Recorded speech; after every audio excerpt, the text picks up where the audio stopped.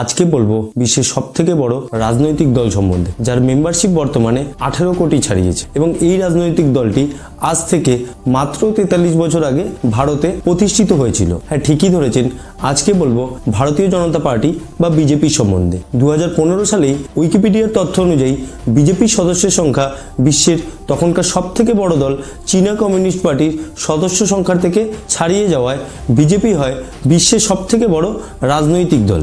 শুধু এটাই নয়, আজ 2024-এ দাঁড়িয়ে আমরা যদি উইকিপিডিয়ার তথ্য দেখি তাহলে আমরা দেখব যে দ্বিতীয় স্থানে থাকা সিপিসি মানে চীনা কমিউনিস্ট পার্টির সদস্য সংখ্যার থেকে বিজেপির সদস্য সংখ্যা দ্বিগুণ হয়ে গিয়েছে। আর যদি ভারতবর্ষে বিজেপির রাজনৈতিক অবস্থান দেখি তাহলে আমরা দেখব যে 543টি লোকসভা আসনের মধ্যে 303টি লোকসভা আসন রয়েছে বিজেপির দখলে। এছাড়াও সারা ভারতের 29টি রাজ্যের মধ্যে 12টি রাজ্যে রয়েছে বিজেপি শাসিত সরকার ও 4টি রাজ্যে রয়েছে বিজেপি সমর্থিত সরকার। তো এর থেকেই বোঝা যায় ভারতবর্ষে বিজেপি কতটা শক্তিশালী দল। আর এই কারণেই আমরা এই রাজনৈতিক দল সম্বন্ধে জানবো, যেই দল মাত্র 43 বছরে ভারত নয় সারা বিশ্বের কাছে সবথেকে বড় দলের স্বীকৃতি পেয়েছে। তো আপনারা সঙ্গে থাকুন, আর চ্যানেল সাবস্ক্রাইব না থাকলে সাবস্ক্রাইব করে দিন। সাল 1951, 21শে অক্টোবর দিল্লিতে হিন্দু জাতীয়তাবাদী স্বেচ্ছাসেবক সংগঠন রাষ্ট্রীয় স্বয়ংসেবক সংঘের সহায়তায় ডক্টর শ্যামাপ্রসাদ মুখার্জি, বলরাজ মাধব ও পণ্ডিত দীনদয়াল উপাধ্যায় মিলে অখিল ভারতীয় জনসংঘ প্রতিষ্ঠা করে। এর মধ্যে ডক্টর শ্যামাপ্রসাদ মুখার্জি ছিল ইন্ডিয়ান কনস্টিটিউট অ্যাসেম্বলির একজন মেম্বার। এছাড়াও জওহরলাল নেহরুর প্রথম মন্ত্রিসভার একজন দায়িত্বপ্রাপ্ত মন্ত্রী। এই শ্যামাপ্রসাদ মুখার্জি ছিল ইন্ডাস্ট্রি এবং সাপ্লাই মিনিস্টার। কিন্তু 1950 সালের এপ্রিল মাসে হওয়া নেহরু লিয়াকত প্যাক্টের কারণেই শ্যামাপ্রসাদ মুখার্জি নেহরুর মন্ত্রিসভা থেকে ইস্তফা দেয় এবং 1951 সালে ভারতীয় জনসংঘের প্রতিষ্ঠা করে এবং তার সাথে সাথে তিনি হন ভারতীয় জনসংঘের প্রথম প্রেসিডেন্ট। এই ভারতীয় জনসংঘ তৈরি করার প্রধান কারণ ছিল স্বাধীন ভারতে হিন্দুদের কালচারাল আইডেন্টিটি রক্ষা করা ও কংগ্রেস ও নেহরুর প্রাইভেট মুসলিম অ্যাপয়েন্টমেন্ট পলিসির বিরোধিতা করা। এছাড়াও জনসংঘের প্রধান দাবি ছিল জম্মু ও কাশ্মীরকে পুরোপুরিভাবে ভারতের সঙ্গে যুক্ত করা। এই সমস্ত কারণের জন্যই ডক্টর শ্যামাপ্রসাদ মুখার্জি কংগ্রেস ছেড়ে আলাদা করে ভারতীয় জনসংঘের প্রতিষ্ঠা করে। কিন্তু সে সময় মানে 1950 সাল নাগাদ ভারতে জাতীয় কংগ্রেসের একটা প্রাধান্য ছিল। আর সেই কারণেই 1951 সালে ভারতে হওয়া প্রথম নির্বাচনে শ্যামাপ্রসাদ মুখার্জির ভারতীয় জনসংঘ লোকসভায় মাত্র 3টি আসন জেতে। একটি আসন পায় রাজস্থান থেকে এবং অপর 2টি আসন পায় পশ্চিমবাংলা থেকে। এর পরের বছরই মানে 1953 সালে ডক্টর শ্যামাপ্রসাদ মুখার্জির আকস্মিক মৃত্যু ঘটে। তার মৃত্যু ঘটার ফলে জনসংঘের তো প্রচণ্ড বড় ক্ষতি হয়ে যায়। আর এই কারণেই 1953 থেকে 1966 মানে এই দীর্ঘ 13 বছরে জনসংঘের প্রেসিডেন্ট 10 বার বদল হয় এবং শেষমেশ 1966 এবং 67-তে জনসংঘের প্রেসিডেন্টের হাল ধরে একজন বিখ্যাত রাজনীতিবিদ পণ্ডিত দীনদয়াল উপাধ্যায়। পণ্ডিত দীনদয়াল উপাধ্যায় দীর্ঘ 15 বছর ধরে ভারতীয় জনসংঘের সাধারণ সম্পাদকের কাজ করে আসছিল। আর এই কারণেই তিনি সম্পাদক থাকাকালীন ভারতীয় জনসংঘের ভিত অনেকটাই মজবুত করে রেখেছিল, যার ফলে 1967 সাধারণ নির্বাচনে ভারতীয় জনসংঘ মোট 35টি আসন পায় এবং লোকসভায় তৃতীয় বৃহত্তম দল হিসাবে উঠে আসে। এরপর জনসংঘ হিন্দিভাষী বলা রাজ্যগুলি রিজিওনাল পলিটিক্যাল পার্টিস ও নন কংগ্রেস পার্টিগুলির সাথে মিলে সম্মিলিত বিধায়ক দল তৈরি করে এবং এদের নিয়ে মধ্যপ্রদেশ, উত্তরপ্রদেশ ও বিহারে জোট সরকারও গঠন করে ফেলে। কিন্তু এরই মধ্যে আবার 1968 সালের 10ই ফেব্রুয়ারিতে পণ্ডিত দীনদয়াল উপাধ্যায়কে আততায়ীরা ট্রেন থেকে ফেলে হত্যা করে এবং তার মৃতদেহ মুঘলসরাই স্টেশন থেকে 750 ফুট দূর থেকে উদ্ধার করা হয়। এই দীনদয়াল উপাধ্যায়ের মৃত্যুর পরই ভারতীয় জনসংঘে দুজন তরুণ রাজনীতিবিদ উঠে আসে। একজন ছিলেন অটল বিহারী বাজপেয়ী এবং দ্বিতীয়জন ছিলেন লালকৃষ্ণ আদবানি। এর মধ্যে 1968 সালে জনসংঘের সভাপতি ফাঁকা থাকার কারণে অটল বিহারী বাজপেয়ীকে জনসংঘের সভাপতি করা হয়। অটল বিহারী বাজপেয়ী জনসংঘের সভাপতি হওয়ার পরে জনসংঘের মেন উদ্দেশ্য ছিল ইউনিফর্ম সিভিল কোডের গঠন করা, সারা দেশে গোহত্যা নিষিদ্ধকরণ করা, এছাড়াও জম্মু ও কাশ্মীরের সমস্যা দূর করাই ছিল এদের উদ্দেশ্য। কিন্তু এই সমস্ত ইস্যুগুলিতে জনসংঘ যখন মানুষের মধ্যে একটি জায়গা করে নিচ্ছিল, ঠিক সেই সময়ই শ্রীমতী ইন্দিরা গান্ধী 1975 সাল নাগাদ সারা দেশে জরুরি অবস্থা বা এমার্জেন্সির ঘোষণা করে। এর ফলে জনসংঘ ও সম্মিলিত বিধায়ক দলের সদস্যরা এই এমার্জেন্সির বিরোধিতা শুরু করে দেয়। দিকে দিকে আন্দোলন ও ধর্মঘট হতে থাকে। আর এই কারণেই ইন্দিরা গান্ধীর কংগ্রেস সরকার এই বিরোধকারীদের ধরে ধরে জেলে ভরতে থাকে। এর মধ্যে অটল বিহারী বাজপেয়ী, লালকৃষ্ণ আদবানি, মোরারজি দেশাই সহ অনেক বড় বড় নেতাকে জেলবন্দি হতে হয়েছিল। এর ঠিক 2 বছর পরে মানে 1977 সালে যখন জরুরি অবস্থা উঠে পরিস্থিতি স্বাভাবিক হয়ে পড়ে, সেই সময় জনসংঘ জনতা পার্টি গঠনের জন্য কয়েকটি রাজনৈতিক দলের সঙ্গে একত্রিত হয়। এর মধ্যে জনসংঘ, সোশ্যালিস্ট পার্টি, ভারতীয় লোকদল ও কংগ্রেস ওল্ডকে নিয়ে তৈরি হয় জনতা পার্টি। এই জনতা পার্টি তৈরির মূল লক্ষ্য ছিল জাতীয় কংগ্রেস আই থেকে ইন্দিরা গান্ধী সরকারকে তাড়ানো। 1977 সালে ষষ্ঠ সাধারণ নির্বাচন হয়, যার ফল হয় অত্যন্ত আশ্চর্যজনক। 542টি আসনের মধ্যে 295টি আসন পেয়ে সরকার গঠন করে জনতা পার্টি। আর এই প্রথম ভারতে সরকার গঠন করতে পারে না কংগ্রেস। এই জনতা পার্টির জোট সরকারে প্রধানমন্ত্রী হয় জাতীয় কংগ্রেস ওল্ড থেকে মোরারজি দেশাই। এবং যেই দল এই জোটে সবথেকে বেশি আসন পেয়েছিল তারা ছিল জনসংঘ। জনসংঘ পেয়েছিল 93টি আসন এবং এই জোটের টোটাল আসনের 31% আসনই পেয়েছিল জনসংঘ। সেই জনসংঘ থেকে মিনিস্টারি পায় অটল বিহারী বাজপেয়ী। সেই সময় অটল বিহারী বাজপেয়ীকে এক্সটার্নাল অ্যাফেয়ার্সের মিনিস্টারি দেয়া হয়। এই সম্মিলিত জোটে সরকার তো হয়ে যায়, কিন্তু প্রত্যেক রাজনৈতিক দলের আলাদা আলাদা মতাদর্শ থাকায় সরকার চালাতে অসুবিধা দেখা দিতে শুরু করে। আর ঠিক সেই সময় জনসংঘের কিছু প্রাক্তন সদস্যের নাম আলিগড় ও জামশেদপুর দাঙ্গায় জড়িয়ে যায়। আর তাই জোটের মধ্যে থাকা সে সময় একটি দল জনসংঘকে ডুয়েল মেম্বারশিপ তুলে নিতে বলে আরএসএস থেকে। আর সেই কারণেই জনতা পার্টি থেকে জনসংঘ বিচ্ছিন্ন হয়ে জনতা পার্টি সেকুলার নামে একটি দল গড়ে তোলে এবং মোরারজি দেশাইয়ের সরকার থেকে জনসংঘের সমর্থন তুলে নেয়। তাই সরকার গঠনের 3 বছর পর মানে 1980 সালে আবার সাধারণ নির্বাচন হয়। এবার সাধারণ নির্বাচন হলে জনতা পার্টি মাত্র 31টি আসন পায়, যার ফলে তারা সরকার তো গঠন করতে পারে না। ঠিক সেই বছরেরই এপ্রিল মাসে Janata party national executive party meeting ডাকে এবং এই মিটিংয়ে সিদ্ধান্ত নেওয়া হয় যে পার্টির সমস্ত সদস্যকে ডুয়েল মেম্বারশিপ তুলে নিতে হবে। এখানে ইশারা স্পষ্ট ছিল জনসংঘের সামনে, হয় তারা জনতা পার্টির সঙ্গে থাকবে, নয় তারা তাদের প্রাক্তন সঙ্গী আরএসএস এর সঙ্গে থাকবে। সেই সময় জনসংঘ একটি সঠিক সিদ্ধান্ত নেয়, তারা তাদের প্রাক্তন সঙ্গী আরএসএস এর সঙ্গেই থেকে যায়। এরপরে জনসংঘের মেম্বাররা ও আরএসএস এর মেম্বাররা মিলিত হয়ে 1980 সালে একটি পার্টি গঠন করে, যার নাম দেয় ভারতীয় জনতা পার্টি, যা আজ থেকে 43 বছর আগে প্রতিষ্ঠিত হয়েছিল। কিন্তু আজ থেকে 43 বছর আগে প্রতিষ্ঠিত হলে হবে কি, আমরা দেখে এসেছি যে স্বাধীনতার পর থেকে কিভাবে জনসংঘ ভারতীয় রাজনীতির সঙ্গে যুক্ত ছিল। এই নবগঠিত বিজেপি প্রযুক্তিগতভাবে জনসংঘ থেকে আলাদা হলেও তাদের পদমর্যাদা ও ফাইলের বেশিরভাগ অংশ জনসংঘের মতোই ছিল। আর এই বিজেপির প্রথম প্রেসিডেন্ট হয় জনসংঘেরই প্রাক্তন প্রেসিডেন্ট অটল বিহারী বাজপেয়ী। ঐতিহাসিক রামচন্দ্র গুহের মতে 1980 সাল নাগাদ ভারতবর্ষে হিন্দু মুসলিমদের মধ্যে সহিংসতার এক ঢেউ ছিল।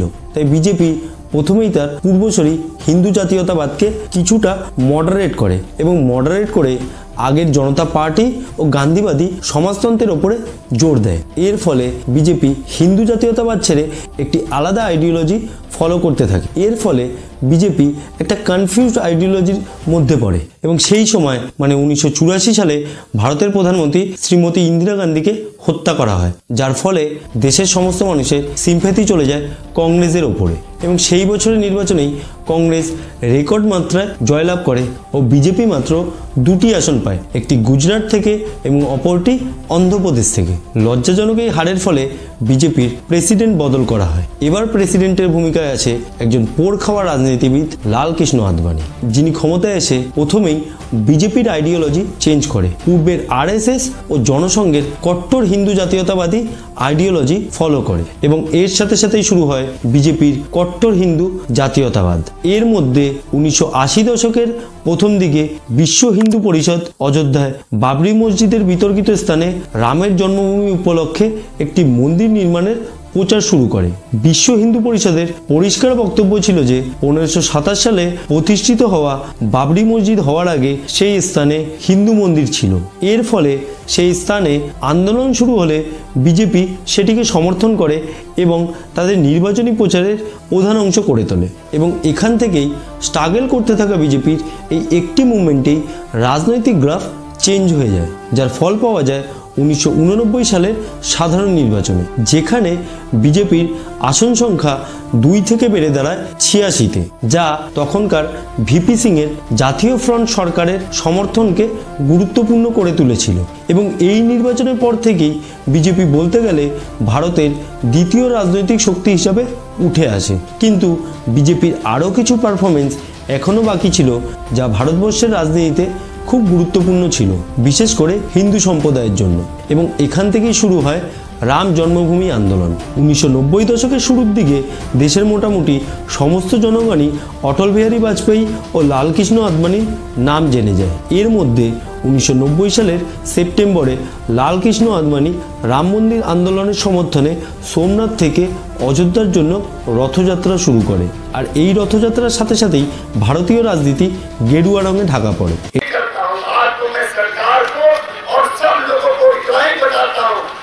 अयोध्या में जिस स्थान पर भगवान राम का जन्म हुआ था, वहां पर मंदिर के निर्माण को कोई शक्ति रोक नहीं सकती।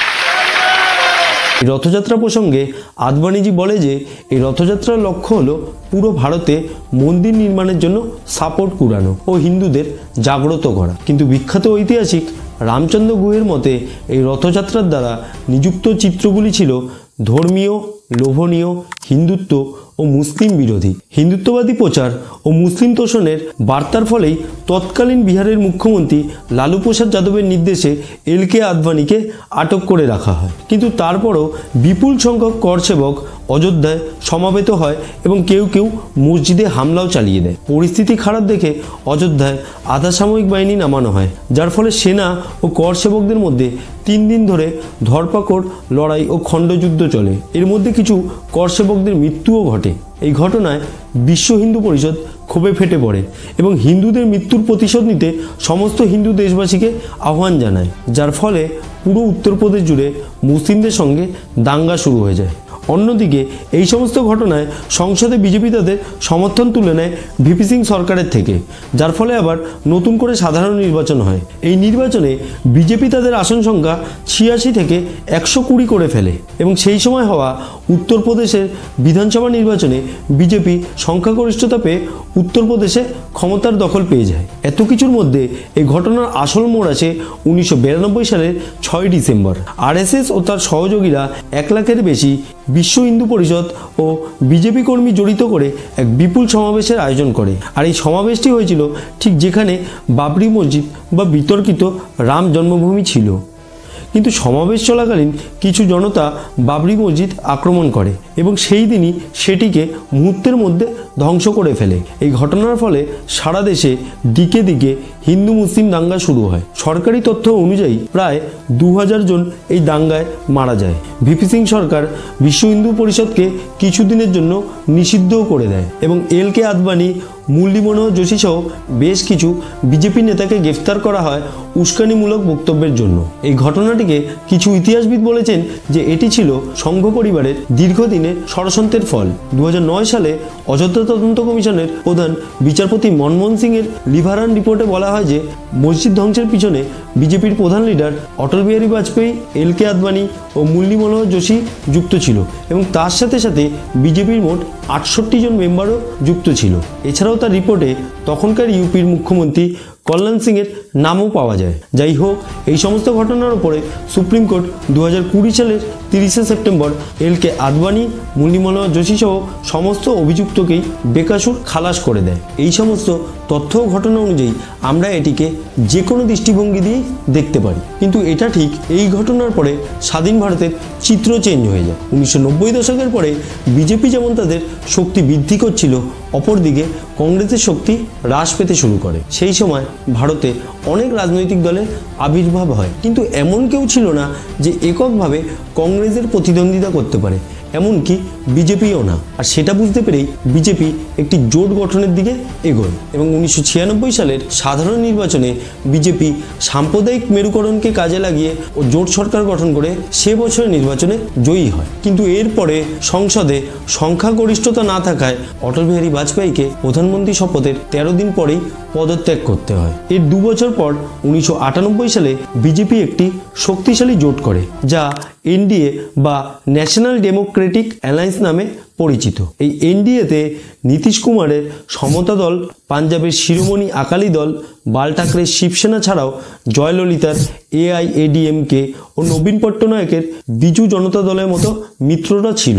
এর মধ্যে বিজেপির আইডিওলজির সঙ্গে মিল ছিল শুধুমাত্র শিবসেনারই। যাই হোক, 1998 নির্বাচনে এনডিএ তেলেগু দেশম পার্টির বাইরের সমর্থনের কারণে কংগ্রেসের ইউপিএ জোটকে হারিয়ে সরকার গঠন করে ফেলে এবং আবার অটল বিহারী বাজপেয়ীকে প্রধানমন্ত্রী করা হয়। কিন্তু এর 1 বছর পরই 1999 সালের মে মাসে জয়ললিতা তার সমর্থন এনডিএ থেকে তুলে নেওয়ায় জোট ভেঙে যায়। আবার সেই বছরেরই অক্টোবর মাসে সাধারণ নির্বাচন হয়। এই নির্বাচনে AIADMK'র সমর্থন ছাড়াই এনডিএ মোট 303টি আসন পায়। এর মধ্যে বিজেপি এককভাবে পায় 183টি আসন, যার ফলে বাজপেয়ী তৃতীয়বারের মতো প্রধানমন্ত্রীর শপথ নেয় এবং LK আদবানি হয় উপপ্রধানমন্ত্রী ও স্বরাষ্ট্রমন্ত্রী। এই প্রথমবার এনডিএ তাদের 5 বছরের কার্যকাল পূর্ণ করতে পারে। এই কার্যকালের মধ্যেই বাজপেয়ী ভারত ও পাকিস্তানের সম্পর্ক ঠিক করতে বাস পরিষেবা শুরু করে দেয় ভারত ও পাকিস্তানের মধ্যে। কিন্তু পাকিস্তান কোনো কারণ ছাড়াই 1999 সালে কার্গিল দখল করে বসে এবং কার্গিলে যুদ্ধ শুরু করে। ঠিক সেই সময়ই অটল বিহারী বাজপেয়ীর নেতৃত্বে ভারতীয় সেনা পাকিস্তানকে পরাজিত করে। সে সময় অনেকে ভেবে নিয়েছিল যে পরবর্তী সময়ে ভারতে এনডিএ সরকারই থাকবে, কিন্তু 2001 সালে বিজেপি সভাপতি বাঙ্গারু লক্ষণকে একটি স্টিং অপারেশনে ঘুষ নিতে দেখা যায়। এরপরে 2002 সালে গুজরাটে এক ভয়াবহ দাঙ্গাও হয়, যার ফলে জনতার মধ্যে বিজেপিকে নিয়ে একটি ভীতি কাজ করা শুরু করে। এর ফলস্বরূপ বলতে গেলে অপ্রত্যাশিতভাবে এনডিএ জোট 2004 সালের লোকসভা ইলেকশনে কংগ্রেসের ইউনাইটেড প্রগতিশীল জোটের কাছে পরাস্ত হয়। এরপর যেভাবে ইউপিএর মনমোহন সিং ও সোনিয়া গান্ধী সরকার ভারতে সরকার চালায়, তাতে বোঝা যাচ্ছিল যে পুরানো কংগ্রেস আবার ফর্মে ফিরে এসেছে। আর ঠিক সেই কারণেই 2009 সালের লোকসভা নির্বাচনেও এনডিএ জোট পরাস্ত হয়। কিন্তু এবার এই কাহিনীতে আসল মোড় আসে বিজেপির নতুন নেতৃত্বের হাত ধরে। যে নেতৃত্ব নতুন হলেও 1990 সালে হওয়া বিজেপির 2টি বড় কর্মসূচির এই নেতৃত্ব মুখ্য ভূমিকা পালন করেছিল। হ্যাঁ, আমি বলছি এখন নরেন্দ্র মোদীর কথা, যেখানে 2014 সালে আবার ভারতে 16তম সাধারণ নির্বাচন হয়। এই নির্বাচনে মূলত লড়াই ছিল কংগ্রেসের ইউপিএ জোটের সাথে বিজেপির এনডিএ জোটের। দুর্নীতি কেলেঙ্কারিতে ভরা ও মূল্যবৃদ্ধির কারণে কংগ্রেস সাধারণ মানুষের সমর্থন হারায়, যার ফল 543টি আসনে 282টি আসন এককভাবে বিজেপি পেয়ে জয়লাভ করে ও বিজেপি জোট এনডিএ মোট 336টি আসন পেয়ে সরকার গঠন করে এবং এই সরকারে প্রধানমন্ত্রী শপথ নেয় নরেন্দ্র মোদী। 1984 সালে কংগ্রেসের পর কোনো দল সংসদে একক সংখ্যাগরিষ্ঠতা লাভ করে। এরপরে নরেন্দ্র মোদীর জনপ্রিয়তা বিশ্বের দরবারে এতটাই বেড়ে ওঠে যে 2019 লোকসভা ভোট কংগ্রেস বনাম মোদী হয়। এবার বিজেপি মোদীর নামে 303টি আসন জয়লাভ করে এবং 2019 ক্ষমতায় এসেই নরেন্দ্র মোদী জম্মু কাশ্মীরকে ভারত দ্বারা শাসিত অঞ্চল হিসাবে পরিচিতি দেয় 370 ধারা সরিয়ে এবং 2019 সালেই CAA আইন প্রবর্তন করে, যা হিন্দুদের অবৈধ অভিবাসীর জন্য ভারতীয় নাগরিকত্বের পদ প্রদান করে। শুধুমাত্র নরেন্দ্র মোদী না, 2014 ও 2019 দুটি বড় জয়ের পিছনে ছিল আরও একজন ব্যক্তি, যিনি ভারতীয় রাজনীতিতে চাণক্য নামে পরিচিত। আর এই চাণক্যই হলেন অমিত শাহ, যিনি বর্তমানে ভারতের স্বরাষ্ট্রমন্ত্রী হিসেবে রয়েছে। এই অমিত শাহ বিজেপি প্রেসিডেন্ট থাকার সময় এত বেশি গ্রাউন্ড লেভেল ওয়ার্কিং করেছিল, যার ফল এখনও বিজেপি পাচ্ছে। যেখানে আগে সরকার করতে গেলে বিজেপিকে এনডিএ সাহায্য নিতে হতো, এখন বিজেপি একক সংখ্যাগরিষ্ঠতা নিয়ে সরকার গঠন করে রয়েছে। আর এভাবেই মাত্র 43 বছরে 2টি আসন থেকে জয়লাভ করে এখন বিজেপি বর্তমানে বিশ্বের 1 নম্বর রাজনৈতিক দল হয়েছে। সেখানে ভারতের সবথেকে পুরানো দল কংগ্রেস ধীরে ধীরে তাদের জনপ্রিয়তাও হারাতে শুরু করেছে। 2023 ডিসেম্বরে কংগ্রেসের দখলে থাকা ছত্তিশগড় ও রাজস্থান থেকে কংগ্রেসকে পরাজিত করে এখন সেখানে সরকার করেছে বিজেপি। সেখানে পরপর 5 বার মধ্যপ্রদেশে জিতে বিজেপি নিজেদের সরকারই ধরে রেখেছে। গত 10 বছরের গ্রাফ দেখলে বোঝা যায় যে নরেন্দ্র মোদীর জনপ্রিয়তায় এতটুকুও ভাটা পড়েনি। তাই এবছরের নির্বাচনে কংগ্রেস বা ইন্ডিয়া জোটের থেকে অনেকটাই এগিয়ে রয়েছে বিজেপি। আপনাদের কি মনে হয় যে এই 2024 ইলেকশনে কোন দল তাদের সরকার গঠন করবে? কমেন্ট বক্সে কমেন্ট করে জানাবেন। আর হ্যাঁ, প্লিজ চ্যানেলটিকে লাইক অ্যান্ড সাবস্ক্রাইব করে দেবেন। তো বন্ধুরা, এখানেই শেষ করছি। জয় হিন্দ, বন্দে মাতরম, জয় বাংলা।